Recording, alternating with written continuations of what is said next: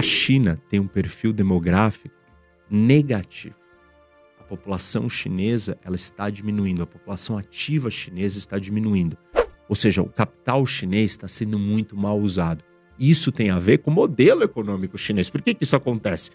Porque é óbvio que você tem os interesses de um partido único, você tem as decisões econômicas sendo tomadas por critérios muito mais políticos do que só econômicos. Seja muito bem-vindo a mais um vídeo dos Irmãos do Corte. Lembrando que todas as entrevistas que são cortadas aqui estão na descrição. E inscreva-se no canal para receber nossos próximos vídeos.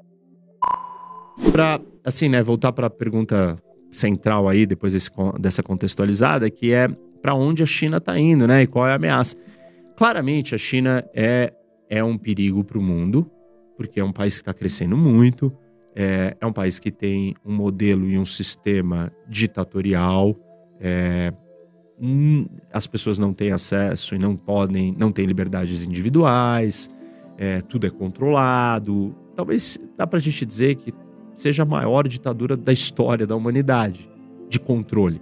Porque 1,5 quase, 1,4 bilhão de pessoas controladas no nível que eles controlam, não é qualquer coisa.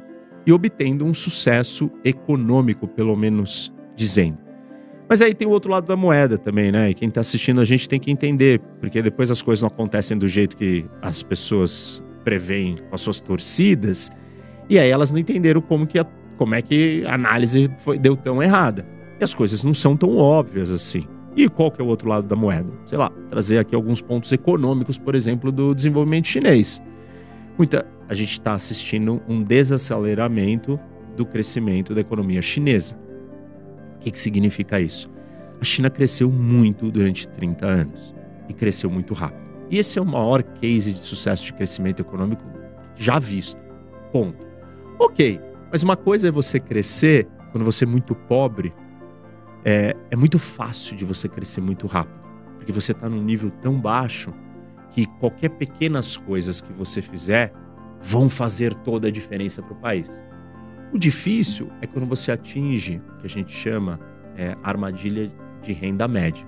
Quando uma nação chega na sua renda média, e nós estamos falando por volta de $12 mil de renda per capita, daí para frente começa a ser muito mais difícil de crescer, porque a base é muito mais larga, é muito maior.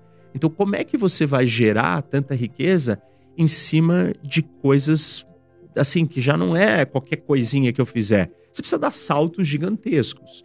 Pra vocês terem uma ideia, só existem 38 nações na humanidade, no mundo, que atingiram esse estágio.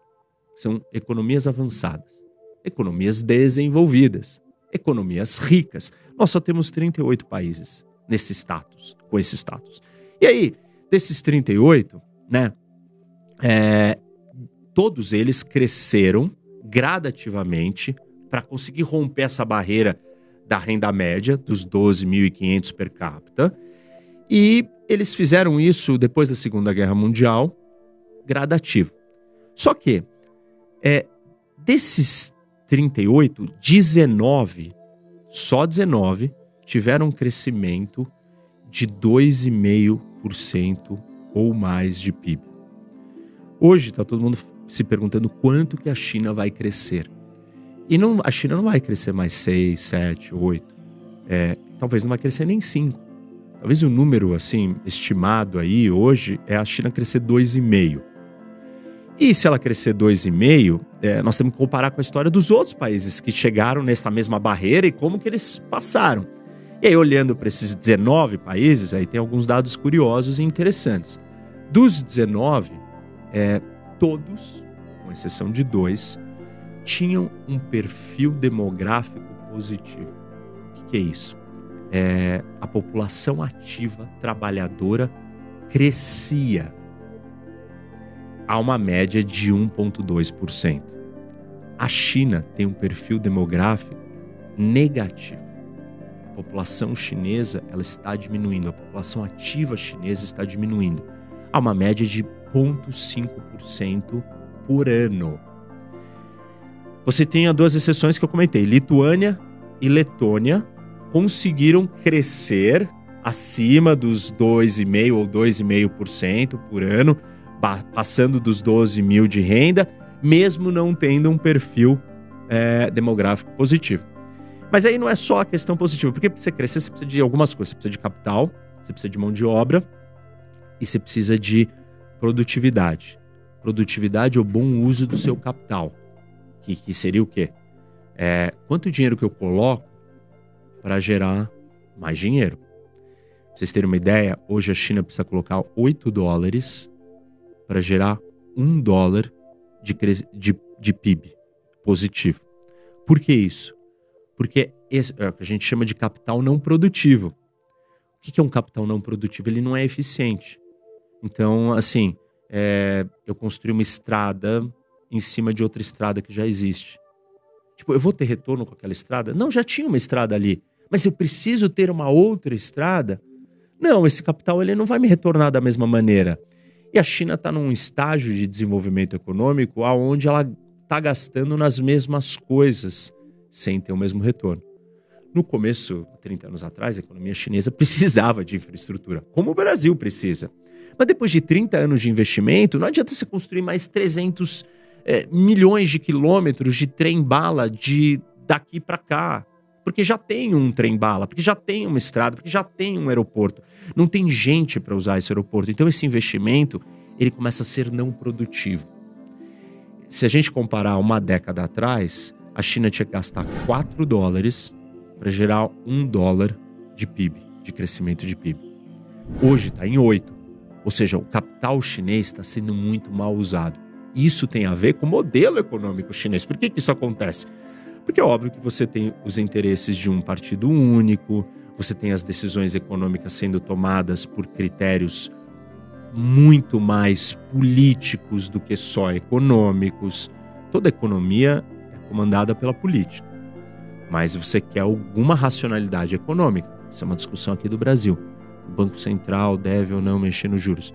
A vontade política do Lula é que mexa nos juros. Sim. Qual que é o critério econômico? A inflação tem que estar controlada para fazer os dados econômicos. Exato. Então, assim, mas o presidente do Banco Central não tem nenhuma visão política? Até tem. Mas se ele só usar a política para tomar a decisão, nós vamos ter problema. Exato.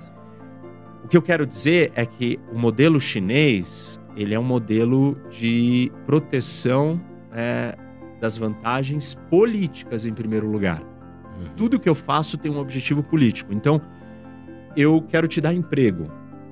Não é porque eu escolhi o caminho mais produtivo economicamente. É porque se eu não te der emprego, você vai sair na rua para protestar e você vai derrubar o Partido Comunista Chinês. Então, a lógica política, ela impera no modelo chinês. E uma hora, isso ia ter que aparecer. As pessoas estão sonhando, babando, maravilhadas. Nossa, mas a China, ela é tão gigantesca. Ela consegue pegar e falar, vamos construir uma estrada e desapropria, tira todo mundo da frente, a estrada fica pronta em 1 mês. Parece tudo maravilhoso. No começo, foi maravilhoso. Daqui para frente, a lógica econômica precisa entrar dentro do sistema chinês. Só que isso vai na contramão dos interesses daqueles que detêm o poder. Então, voltar só um pouco para a história da dívida, né? Que eu falei que você precisa, então, de mão de obra. Então, a China tem um perfil demográfico ruim. Ou seja, difícil dela continuar mantendo esse crescimento. Mas tudo bem, ela vai ser fora da curva porque ela vai crescer os 2,5% e com um perfil negativo. E nenhuma grande economia conseguiu fazer isso desse jeito como ela está fazendo. Tudo bem. Mas aí a gente tem que olhar para a dívida. E aí, lembra aqueles 19 países que conseguiram passar? A gente olha para os 19, todos eles tinham uma dívida média de 170% do PIB. Nesse momento que eles estavam passando essa renda média de 12.500 per capita. A China, até 2008, antes da crise econômica, tinha uma dívida de 150% do PIB. De 2008 em diante, ela começa para suplantar a falta de consumo dos Estados Unidos, das exportações. O modelo econômico chinês, ele transita de uma economia primariamente de exportação para uma economia de investimento. Quem que está fazendo esse investimento? O governo. E aí a gente volta para esse problema que eu estava descrevendo do investimento ser alocado não com uma lente econômica, mas com uma lente política. E aí então você começa a gerar muito investimento em coisas que não dão retorno. E o endividamento chinês começa a crescer. E aí até 2015, dos 150%, cresce para 220% do PIB. Hoje está em 275% do PIB a dívida chinesa. Nenhum país conseguiu, grande desse tamanho, vencer a barreira da renda média de 12.500 per capita com uma dívida deste tamanho. E a dívida só tende a crescer porque o capital está sendo mal alocado, porque é um investimento não produtivo. Voltamos para o problema inicial, né, da alocação política e não econômica. E aí, assim, então, o que está em jogo, né? Vamos olhar. Se a China vai crescer 2,5%, isso é otimista, vai. Talvez ela não consiga bater os 2,5%. E os Estados Unidos crescer 1,5%, e a gente manter inflação meio na média, moedas estáveis e tal, a China não consegue, gente, passar os Estados Unidos, e se passar, nem em 2060. Então isso que a China vai se tornar o maior país do mundo, você não acredita que isso possa acontecer, digamos, nos próximos anos? Mas não está perto. As previsões inicialmente, há 10, 15 anos atrás, eram em 2020 a China, o PIB chinês vai passar o PIB americano. Se você gostou desse corte falando sobre a China, deixe sua opinião nos comentários. Muito obrigado por assistir a este vídeo. Até o próximo corte.